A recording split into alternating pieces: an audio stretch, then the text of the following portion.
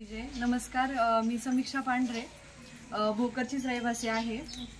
राहायला मी पुण्यामध्ये आहे आणि म्हणजे इथे आल्यानंतर कळालं की शिबिर भव्य शिबिर चालू आहे.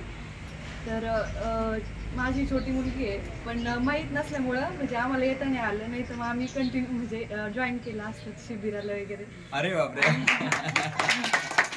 आणि हेच अडबंगनाथच हे आपलं मालिका वगैरे चालू असतं, त्याच्यातून म्हणजे सोनी टीव्हीवर चालू आहे. हा, तर त्याच्यातून बऱ्यापैकी माहिती झाली होती. तर असं वाटत होतं की एवढं जवळ असून सुद्धा आमचं येणं नाही झालं, तर त्याचं पण थोडंसं वाटलं मला. ठीक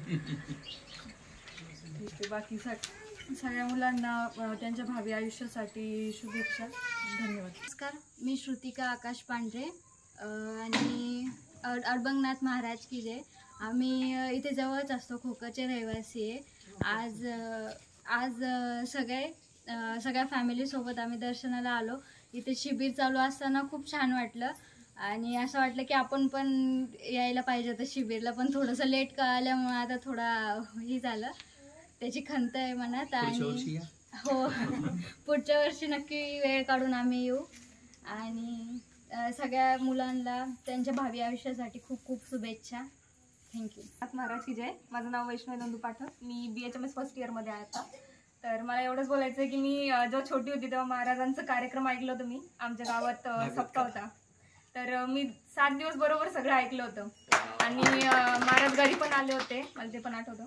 मग त्यानंतर म्हणजे छान मला खूप आवड झाली होती. त्यानंतर जेव्हा साऊ इथे आला होता, तर घरी आल्यानंतर सुद्धा त्याला ते टाळ पखवाद वगैरे ते वाजवायची आवड निर्माण झाली.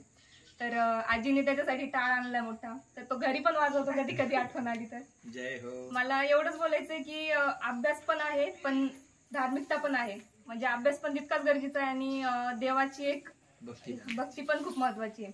तर मला एवढंच बोलायचं की अभ्यास पण करा आणि भक्ती पण करा.